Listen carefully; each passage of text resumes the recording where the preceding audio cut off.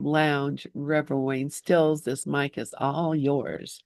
Hey everyone, how you doing? What's going on? How are you? It's River Wayne Stills, Miracles Everywhere, and it's good to be here. And miracles, I need do nothing. It's kind of the point for me. And I've been gone for a couple of weeks because I broke some ribs, and so I could do nothing for a couple of weeks, which is kind of a nice little lesson learned. Sometimes you just can't do anything, so you just don't do anything. And sometimes that's the best thing you can do is nothing.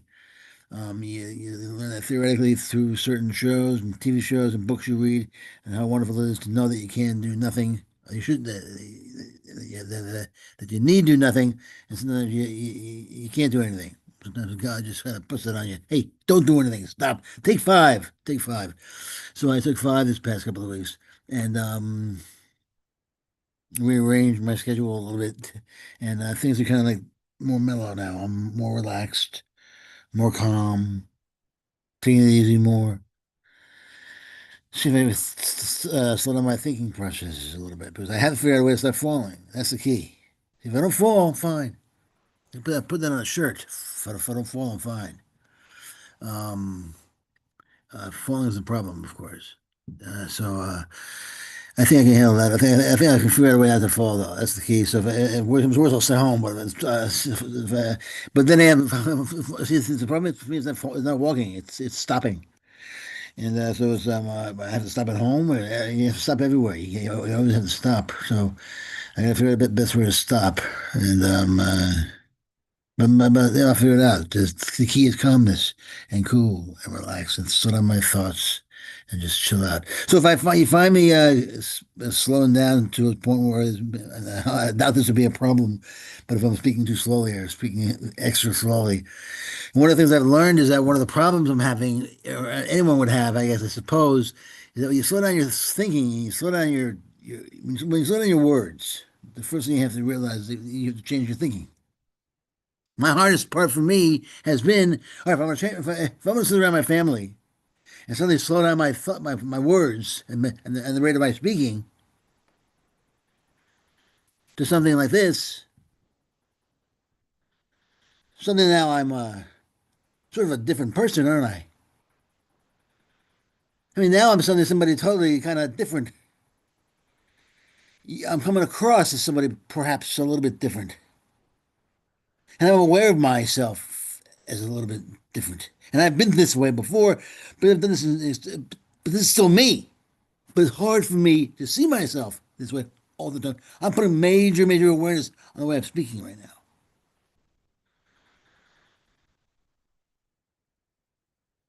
And it's certainly when you walk. When I'm walking with my family, it's kind of fun because they know I'm thinking in my head if I'm way behind.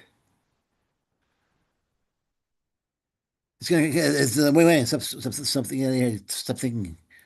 So speed up, speed up, speed up, speed up, speed up. I used to find all these things kind of, for a while, I found all these things kind of amusing. Then they were a pain in the butt. Now they're amusing again. Because they are not necessarily things that are, once you accept the fact that they're part of your battle in life, then you can battle against the stress of the battle and just watch it go down. The whole thing is don't stress, don't do anything. The anything comes from the stress. Anything comes from the stress of the doing, as opposed to the non-stress, relaxation of the being, of the experiencing.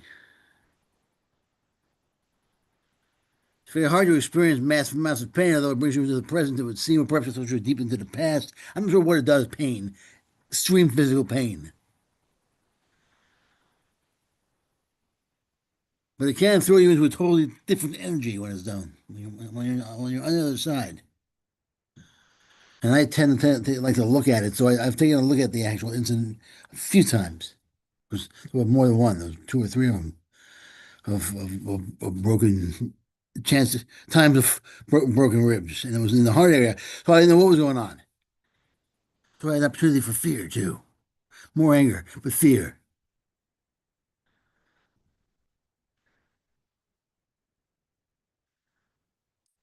But the fear wasn't expressed that much. It was a very interesting time.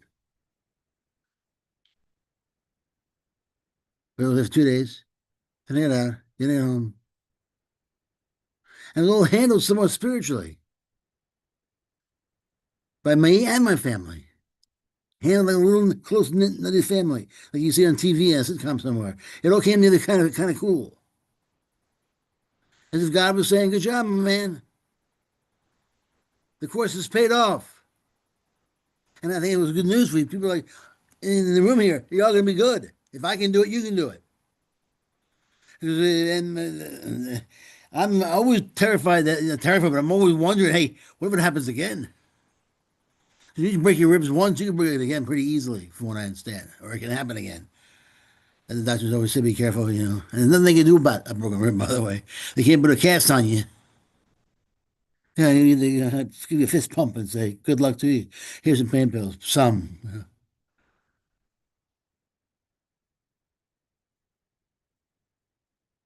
But the years pay off more than you think. The years of work, the years of spiritual, the years of trying to do nothing but let God take over. The years of doing nothing but the dream be what the dream is.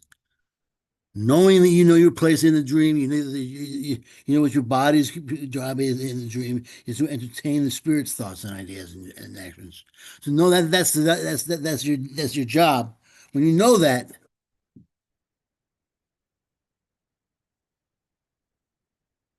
you'll know it when the dream is really, really, really, really intense.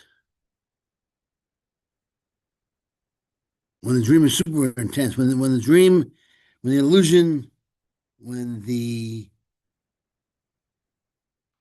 when the dream, when the hallucination is really at its most intense, and that's when God works the most. That's when your higher intelligence is the most active within you, and you know it's not afterwards. Because during it, you're the closest to it. Your head's right up on your hand. Your eyes are right close to your eyes are right close to your hand. You can't see anything past your hand, past your palm.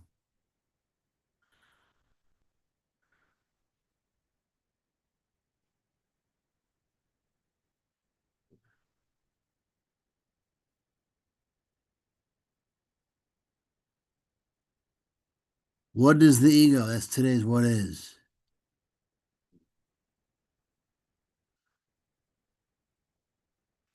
All right, I'm gonna play the what is, and then I'll play the lesson, and then I'll start jabbering about that.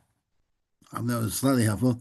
I don't know where it came from, but I mean, I know where it came from. I've been sick. I didn't plan on talking about it too much, though. So I hope that was semi-understandable and semi-helpful. I'm gonna move on to the Jim Stewart portion of the show. But first, let me just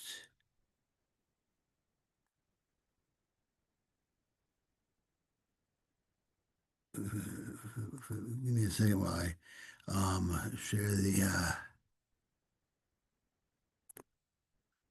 sound. So okay. Um,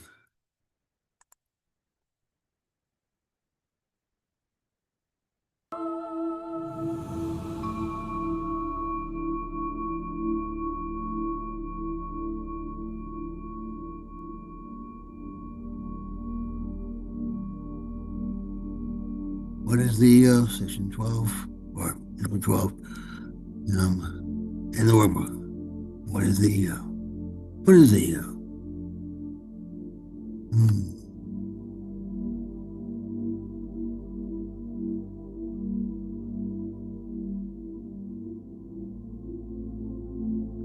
12. What is the ego? The ego is idolatry, the sign of limited and separated self, born in a body, doomed to suffer and to end its life in death. It is the will that sees the will of God as enemy and takes a form in which it is denied. The ego is the proof that strength is weak and love is fearful, life is really death, and what opposes God alone is true. The ego is insane. In fear, it stands beyond the everywhere, apart from all, in separation from the infinite. In its insanity, it thinks it has become a victor over God himself.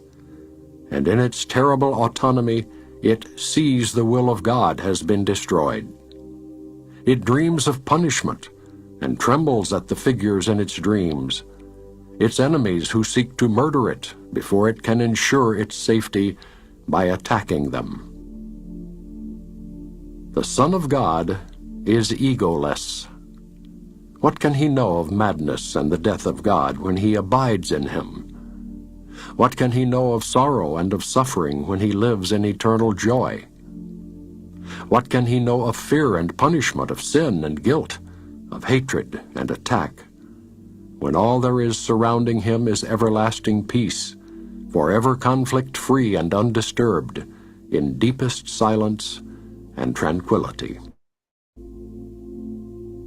To know reality is not to see the ego and its thoughts, its works, its acts, its laws, and its beliefs, its dreams, its hopes, its plans for its salvation, and the cost belief in it entails.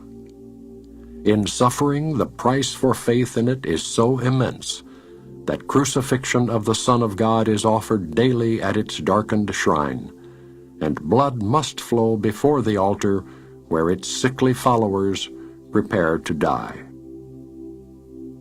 Yet will one lily of forgiveness change the darkness into light, the altar to illusions to the shrine of life itself, and peace will be restored forever to the holy minds which God created as his Son, his dwelling place, his joy, his love, completely his, completely one with him.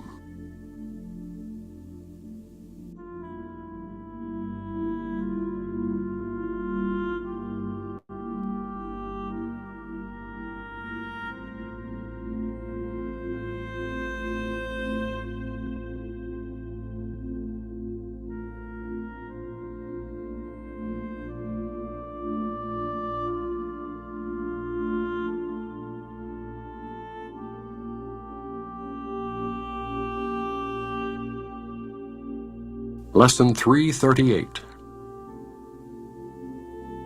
I am affected only by my thoughts. It needs but this to let salvation come to all the world. For in this single thought is everyone released at last from fear. Now has he learned that no one frightens him, and nothing can endanger him. He has no enemies, and he is safe from all external things.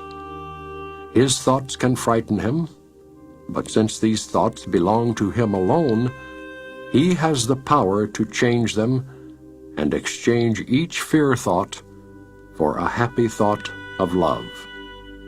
He crucified himself, yet God has planned that his beloved Son will be redeemed. Your plan is sure, my Father, only yours. All other plans will fail, and I will have thoughts that will frighten me until I learn that you have given me the only thought that leads me to salvation. Mine alone will fail and lead me nowhere, but the thought you gave me promises to lead me home because it holds your promise to your Son.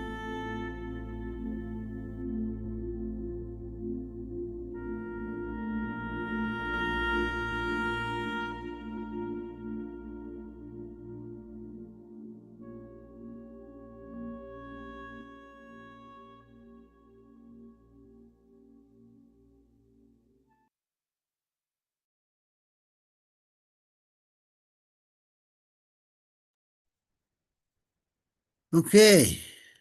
Hey, all right. How's it going? That was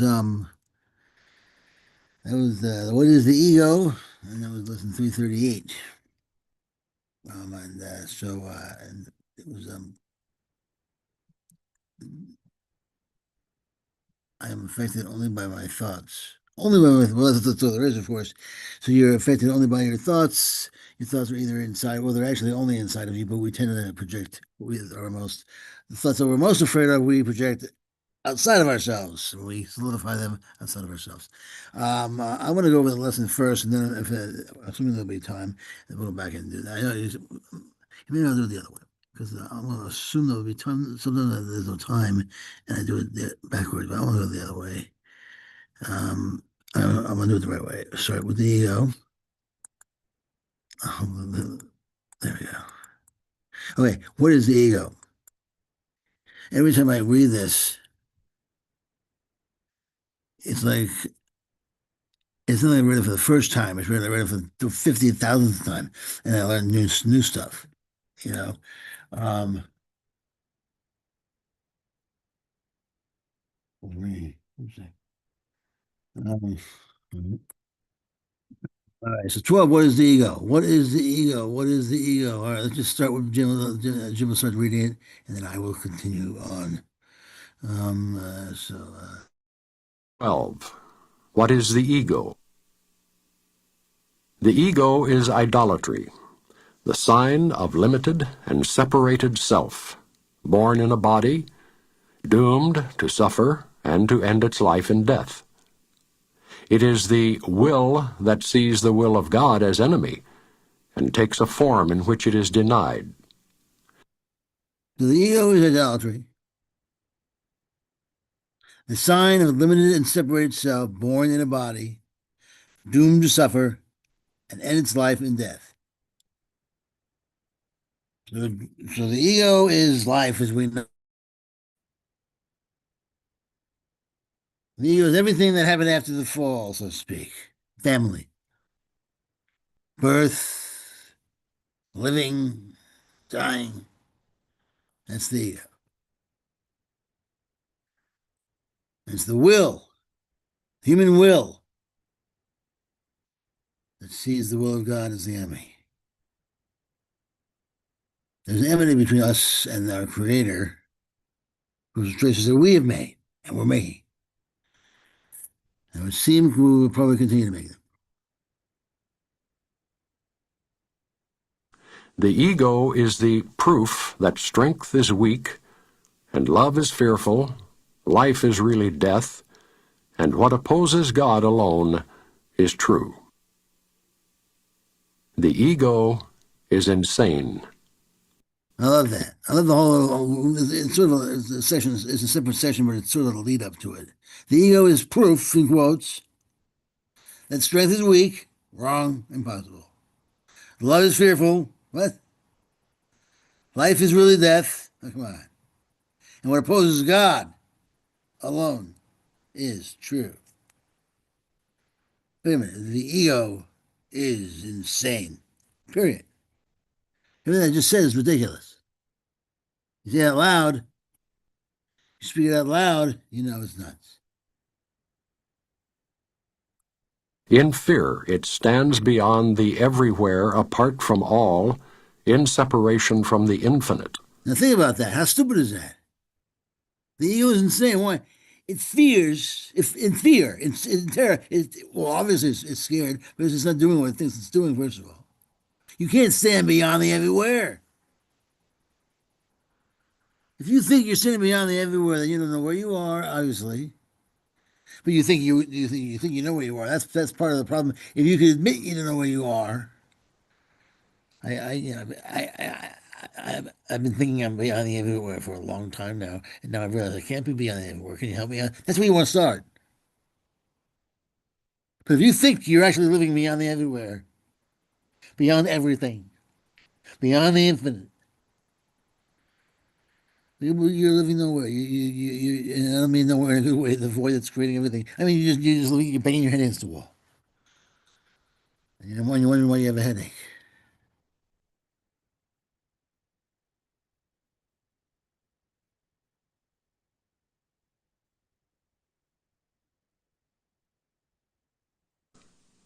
In its insanity, it thinks it has become a victor over God himself. And in its terrible autonomy, it sees the will of God has been destroyed. It dreams of punishment and trembles at the figures in its dreams, its enemies who seek to murder it before it can ensure its safety by attacking them. It's so interesting how he just describes the dream. He's describing a dream. He's describing a nighttime dream. It's what we do every single night when we go to sleep at night. If we just get a handle on that all the time in the marketplace, so to speak, I mean, that's the key right there, is to realize our spiritual reality is the only reality. In every situation, keep our awareness on the fact that the divine reality is the only reality there is. Last couple of weeks, all I kept keeping my mind on during pain and after pain and before pain is that the only reality is the non-painless reality. That trumps this, completely trumps this. And any positive step up the ladder towards that moment towards that experience of divine reality was positive for me. Because it was more peace, more peace, more peace, more peace. And then finally, I'm plunged into the deepest peace possible. I mean, I knew that was there somewhere down the line, so I was moving towards it. That's good enough for me.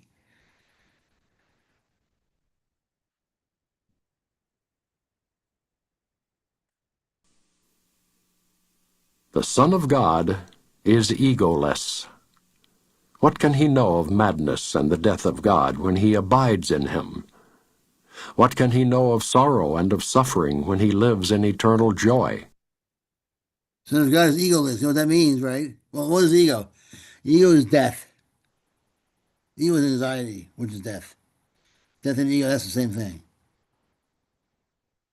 The ego is death, and death is anxiety, and anxiety is fear, and fear is terror, and terror is worry, and worry is all the negative emotions.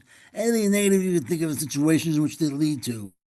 All that stuff is death manifestation in your life. The Son of God, the perfect being that we actually are, the one being that we all participate in, there's no death there. Deathless. The Son of God is deathless.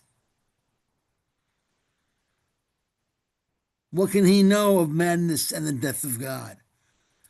He can know nothing but death. He's deathless. He's egoless. He knows nothing about any of that nonsense.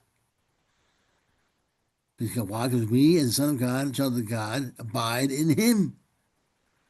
We abide in God. We abide in the Spirit. And the Spirit's all there is. There's only the Spirit. There isn't anything but the Spirit. The Spirit is soft, but powerful. The Spirit doesn't have to be fascist or dictatorial or competing or trying to win against. Why should it want to do that? There's no one to fight against. If they already won everything, it could possibly try to win if it was ever trying to win anything at all in the first place. It's everywhere. Keep your eyes and keep your eyes in the. It's kind of like you have a bullseye and there's other things in the way, so you want to move through those things.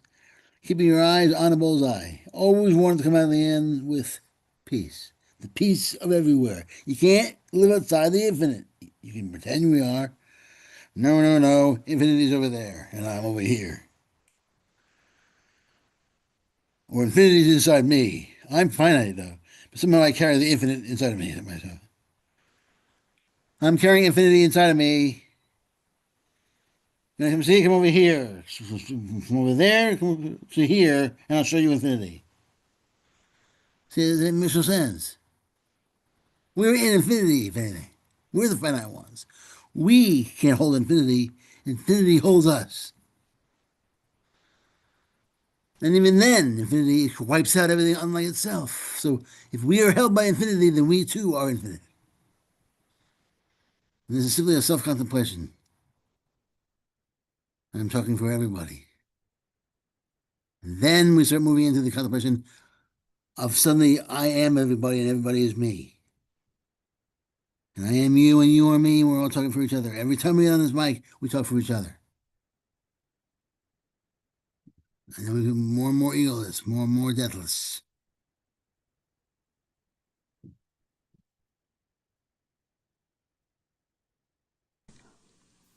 What can he know of fear and punishment, of sin and guilt, of hatred and attack, when all there is surrounding him is everlasting peace, forever conflict-free and undisturbed, in deepest silence and tranquility?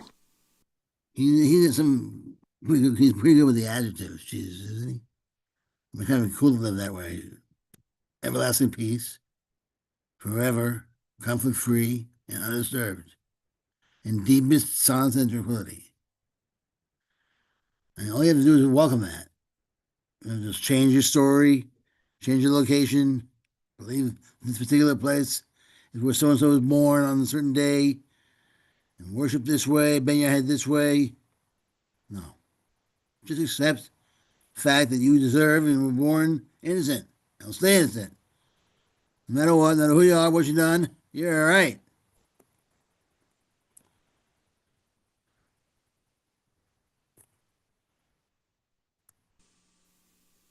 To know reality is not to see the ego and its thoughts, its works, its acts, its laws, and its beliefs, its dreams, its hopes, its plans for its salvation, and the cost belief in it entails. That's a tough one. This is not the ego's world. We see the ego's world. The entire world is based, of course. I mean, it's almost what Jesus is saying. This is just proof that you can't do anything. We're all, when everybody's in the situation you were in the last couple of weeks, because nobody's doing this. We're all getting up every single day.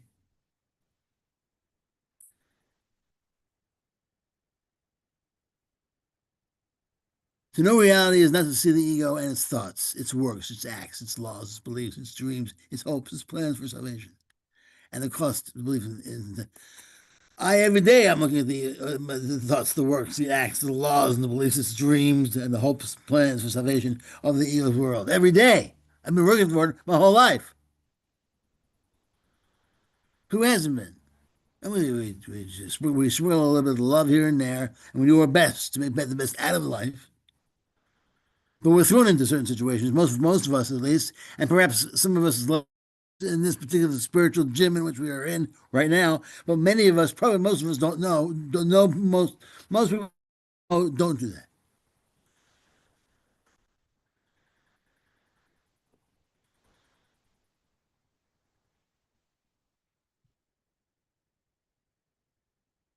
It's okay because we don't have to do anything. It's not as if he's saying to get out there and get it done, or you're screwed.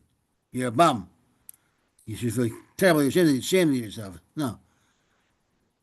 Remember, the heartbeat behind it is always don't worry about it. You're not guilty. You're innocent. Don't do anything. I got your back.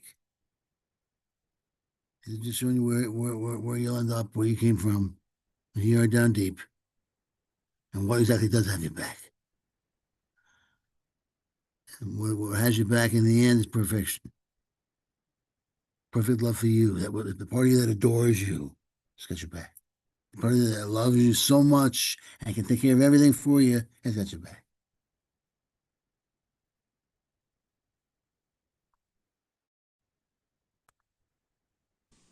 In suffering, the price for faith in it is so immense that crucifixion of the Son of God is offered daily at its darkened shrine, and blood must flow before the altar where its sickly followers prepare to die. Yet will one lily of forgiveness change the darkness into light, the altar to illusions to the shrine of life itself, and peace will be restored forever to the holy minds which God created as His Son, His dwelling place, His joy, His love, completely His, completely one with Him. Yeah. That's the end of that. What is the ego? The ego basically is when you get up in the morning, you open your eyes, you stretch, look out that beautiful window, and look at the cars and the sun, whatever you're looking at, that's the ego. As a matter of fact, what I've learned over the years and what I've come to believe or understand is that's the most insane part of the ego. Because you're projecting it outside yourself and you believe it's where it is, for the most part. It's the part of ourselves that we can't change that anymore. It's too far gone, the stuff we're looking at. Way too far gone. I mean, yeah, it's beautiful. It's beautiful. Okay, come on. It's beautiful. It's that's ugly. That's dangerous. All this stuff is the way it is, and you can respond to it and enthusiastically, or playfully, or spontaneously, any way you want. But it's out there because you were terrified of it. And you threw it out there, and so once you realize where we're at, you're halfway home. Because then you can begin to detach from the works, from all the thoughts, and it's the works and the acts and the laws, the beliefs and the dreams and the hopes and the plans for salvation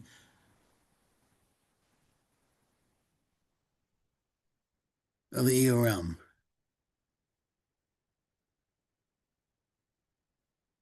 The price for faith is so immense that crucifixion of Son of God is offered daily at its darkened shrine, and blood must flow before the altar where its sickly followers prepare to die. That's us. Well, I mean, this is a hell of a way to put it. For us, it's more like, all right, yeah, give me the coffee. That's another way of saying it. I'm tired. Totally exhausted from sleeping. But you can also put it that way, I guess.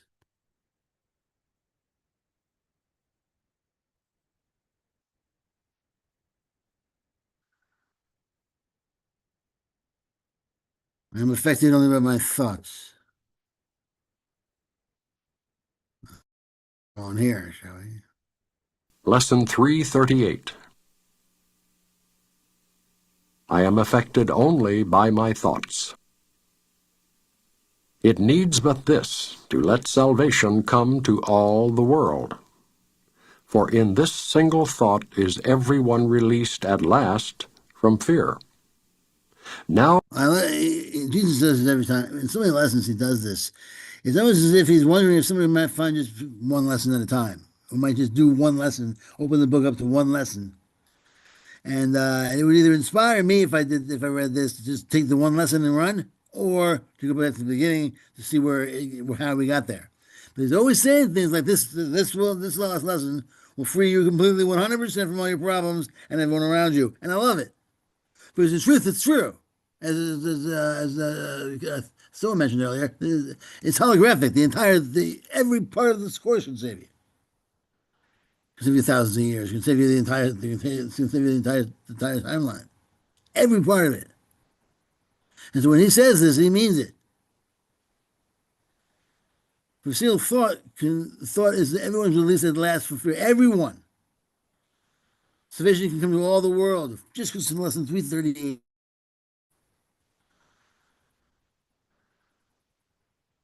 now has he learned that no one frightens him, and nothing can endanger him. He has no enemies, and he is safe from all external things.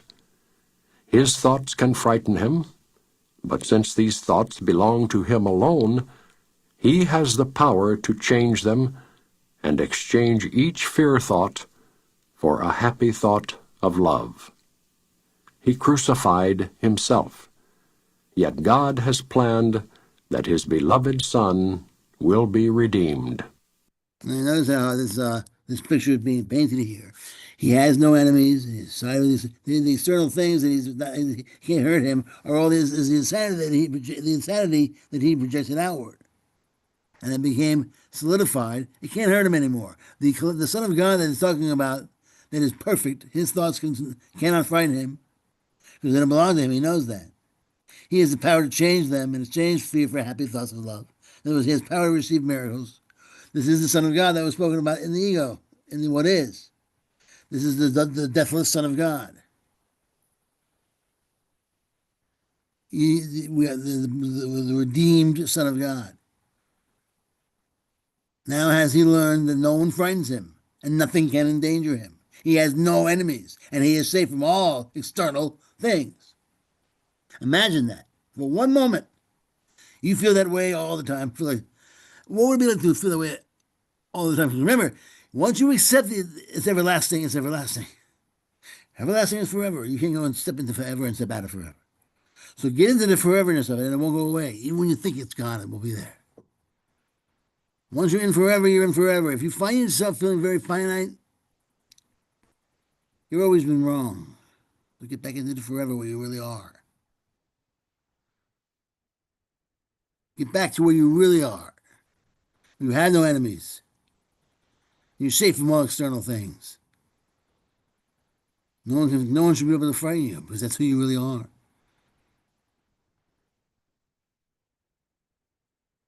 You would never create a game where you could lose. I learned that as a youngster. This whole game, this whole mentality, this whole thing was created by me. So I can't lose, no matter what it looks like my body's going through.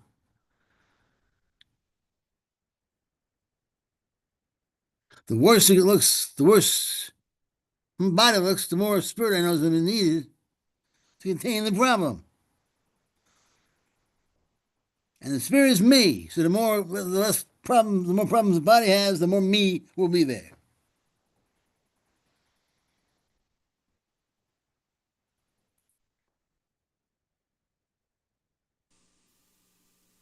Your plan is sure, my father, only yours. All other plans will fail. That's pretty blunt. God's plan and your plans. God's way or no way. You do it your way, you're screwed. And I will have thoughts that will frighten me until I learn that you have given me the only thought that leads me to salvation. Mine alone will fail and lead me nowhere. But the thought you gave me promises to lead me home because it holds your promise to your Son. Now, of course, the promise of the Son is what? Of perfection to perfection. You know, we always say you're moving from nowhere to nothing, from nothing to nowhere, going from nothing to nowhere. But if nothing is there, then nowhere is there. There is a imaginary, invisible nothingness going from one place to the other. There seems to be a trip that's there, an apparent trip, an apparent journey, an apparent difference when you get to the other side. And until the entire situation is dissolved to a permanent awakening, there will be a difference in ultimate levels of joy and peace and pleasure. There will be a difference between the initial split off and the end result before the permanent awakening. And these are words that I'm throwing out there just so I can help myself understand at least.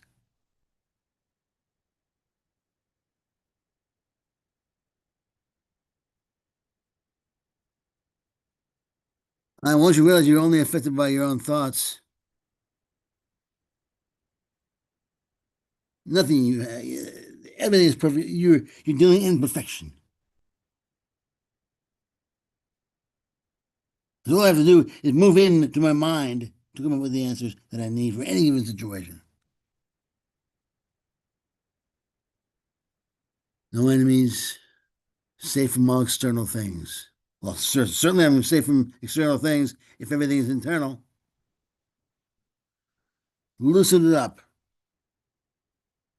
Ask yourself, am I inside the room that I'm in? Am I in this room? Or is the room in me?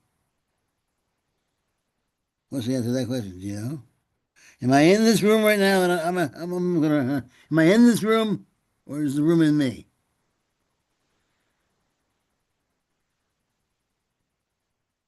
I don't know. I mean, it could be either way, I suppose. Well, I mean, the point is that you're either looking for the answer or you're making the answer up in your head. But either way, it's obviously inside your head. Because you're flipping the room. You're the one controlling the flip. You're looking at it any way you want to look at it. Obviously, it's in your consciousness. The room, all I do is help you, give you a question to loosen it up a little bit. Now you know it's in your consciousness. Everything's in your consciousness. Everything's in your mind. Otherwise, it would exist outside your awareness, which is ridiculous.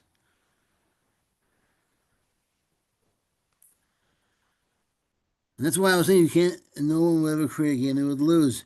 You're not going to create a game in your own by producing something in your own consciousness that's going to kill you or destroy you or hurt you. But we have a hard time not doing anything. We got to get something done.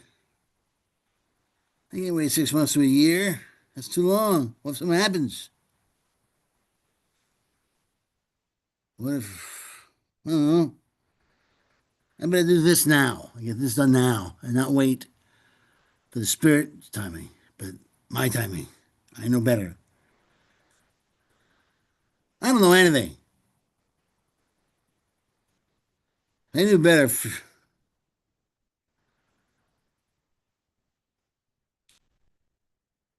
It'd be different if I knew better. Not even that. Even that statement is so judgmental. Because I don't know anything at all about anything at any time in my life. And that, the more I can admit that, the less I have to do to figure things out, because I know I can't. That's the undoing right there. Undoing the mind's attachment to any kind of answer to anything.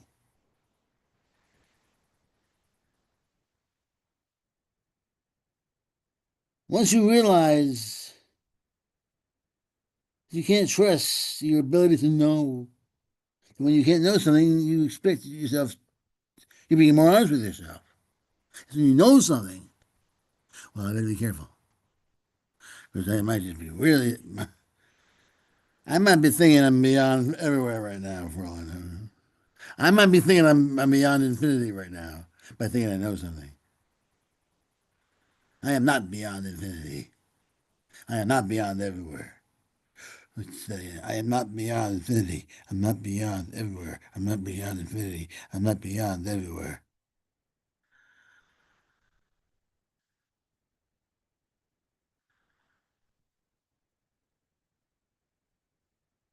Infinity, it owns us. We're our own infinity.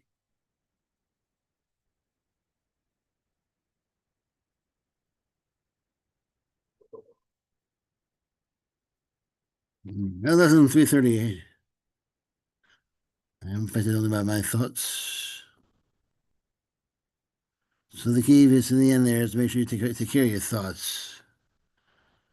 You know, look for the thoughts that you want or take control of your thoughts. Either way, you are controlling your thoughts. The question is, how do you want to approach that?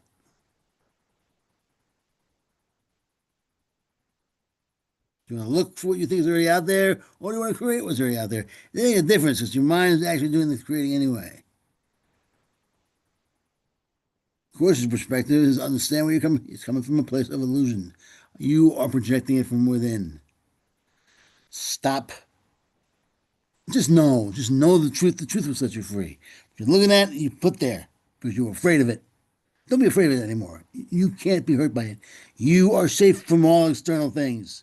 You're safe from all external things.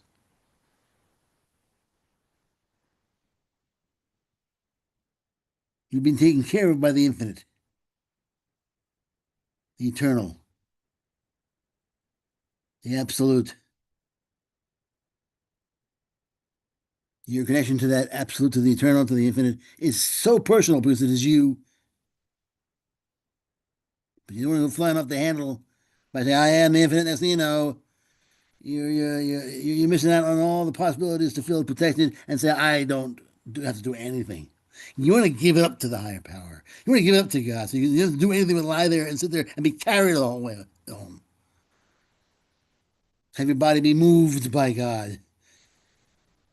Fast, slow, doesn't make a difference as long as you're moved. You can lie there if you move to lie there. The key is you want to be moved by the other within.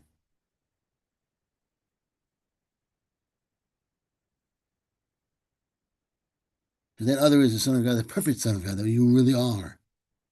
We all participate in it. All of us, meaning the parents, the apparent separated ones, the ones that we think we are, the separated beings that we think we are. We all participate in that Son of God.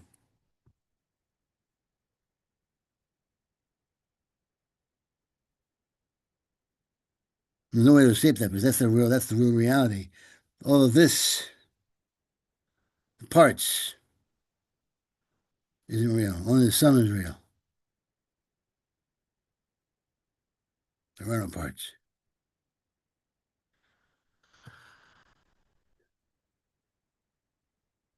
But you can't just get up on a big rooftop and scream, "There are no parts, there are no parts," and close your eyes and pretend that you've done your job.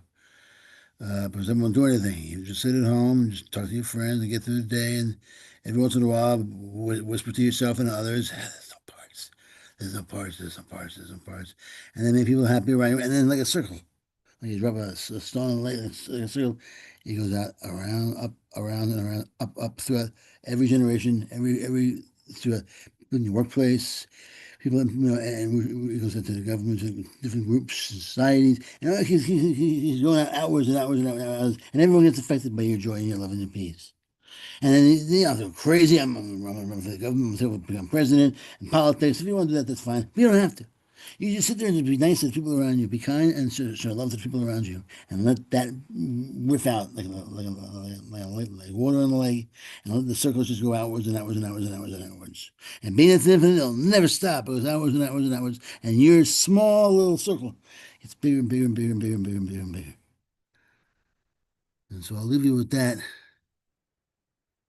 Great big circles. Each circle is a miracle of love. That's all you in here. You have absolute rights. You have the rights to the entire world. All right, it's your possession. Enjoy it. And anyway, gents and ladies, thanks so much for being around here today. And I've been around a while, and I hope I was understandable. I'm going to re-listen to this and see if I can make myself a little um, more understandable. Okay, so till next, I'm here on this. My schedule for now is once a week on Thursdays from 12:30 to 1:30 Eastern. I'm not here Monday or Tuesdays for a while, and until the new year, I'm going to take a look at the schedule again. So until next week, blessings and peace. Amen. Thank you so much, Rev Wayne Stills. Oh my gosh, I'm so grateful that you're back. I love you so much, and I'm obviously every day thinking about you, and grateful for your contribution to this family. So I'm going to go ahead and stop the YouTube, and grateful for y'all being here. If you're watching online, make sure you like and subscribe. If you're watching on the